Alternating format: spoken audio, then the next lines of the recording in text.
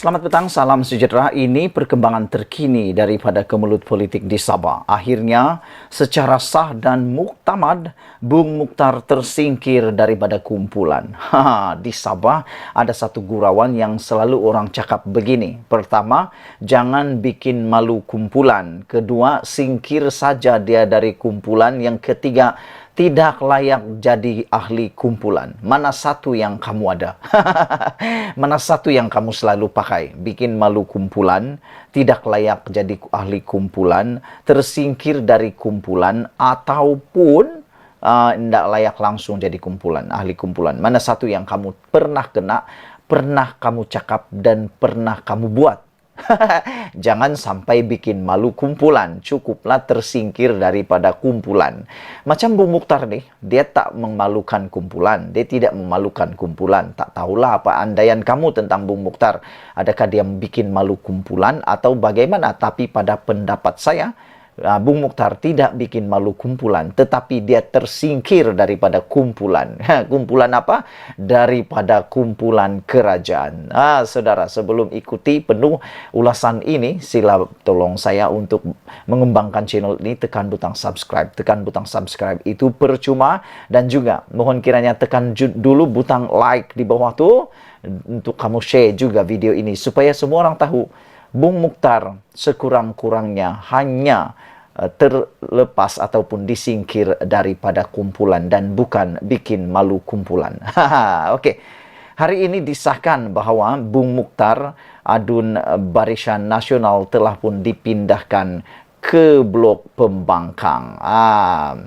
Hari ini telah dimulakan sidang Dewan Undangan Negeri khas untuk Negeri Sabah bagi membentangkan beberapa undang-undang, rang undang-undang negeri, dan juga berkaitan dengan kemelut politik yang ada di Sabah. Namun yang mengejutkan kita ialah apabila semua ahli Dewan Undangan Negeri Warisan tidak hadir pada sidang khas ini.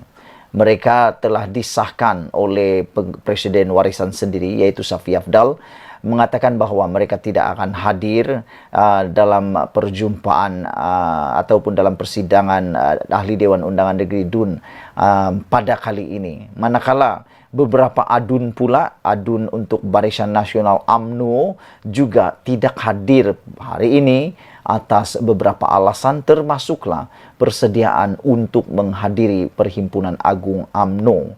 Namun yang menariknya ialah apabila Bung Mukhtar telah pun dipindahkan daripada kumpulan, tersingkir daripada kumpulan, apabila tempat duduk beliau merangkap adun Lamag telah pun dipindahkan ke Blok Pembangkang pada persidangan khas Dewan Undangan Negeri DUN Sabah hari ini.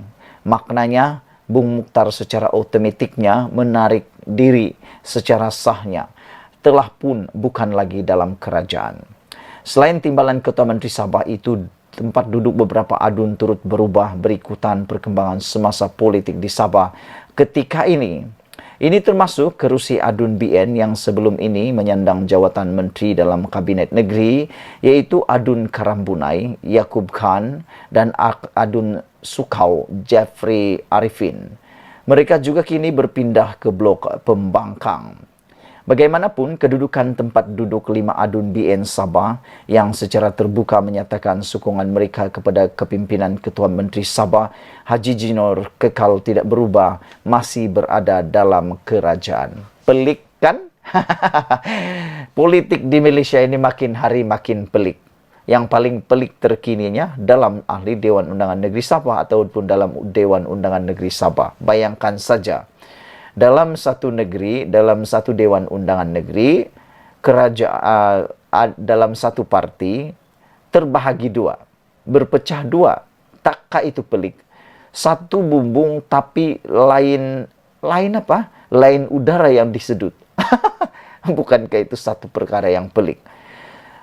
Yang sebahagian duduk di Pembangkang bersama dengan Bung Mukhtar, sebahagian lagi duduk di bahagian kerajaan, duduk dengan Ketua Menteri Sabah, yaitu Haji Jinor. Memang pelik, bayangkan saja. satu parti tetapi duduk di tempat yang berbeza. Nanti kalau bergaduh, kan kita punya Dewan Undangan Negeri Sabah maupun Dewan Rakyat Parlimen selalu bertikam lidah. Nanti kalau bertikam lidah, nampaklah kita bertikam lidah sesama sendiri dalam satu kumpulan. Itu baru ngam, itu baru sesuai dipanggil bikin malu kumpulan. Malah 2 dari 5 mereka, yaitu Adun Tanjung Keramat, Sahelmi Yahya, dan Adun Sindumin, Yusuf Yakub, dilaporkan hadir pada persidangan hari ini. Persidangan hari ini menyaksikan 2 rang undang-undang berhubung penyerahan kuasa kawal selia bekalan gas daripada Persekutuan kepada Sabah dan Penubuhan Suruhanjaya Tenaga diluluskan tanpa sebarang insiden. Walaupun masih belum ada pengumuman rasmi daripada HJJ, penyusunan semula kerusi, Bung Mukhtar memberi bayangan bahawa dia akan dipecat daripada Menteri Timbalan menjadi Timbalan Ketua Menteri. Bagi Wakil Pakatan Harapan pula, kerusi mereka dipindahkan ke barisan penyokong kerajaan. Kedua-dua, Bung dan Presiden Warisan Muhammad Safi Afdal berkata, mereka menyokong cadangan Perdana Menteri Anwar Ibrahim untuk pembentukan kerajaan perpaduan di Sabah. Sebelum itu, Bung Mukhtar dalam satu kenyataan berkata, sebahagian besar Adun BN Sabah tidak hadir pada sidang khas DUN hari ini kerana mereka akan menghadiri Perhimpunan Agung UMNO di Kuala Lumpur. Jumaat lalu, BN Sabah mengumumkan bahawa mereka menarik balik sokongan kepada Haji Jinor sebagai Ketua Menteri. Walau bagaimanapun tindakan itu gagal menumbangkan HJJ sebagai Ketua Menteri kerana 5 daripada 18 ahli Parlimen BN Sabah dan 7 Adun Pakatan Harapan memilih untuk kekal bersama Haji Jinor. Setakat malam tadi, HJJ dikatakan masih menikmati sokongan 44 daripada 79 adun.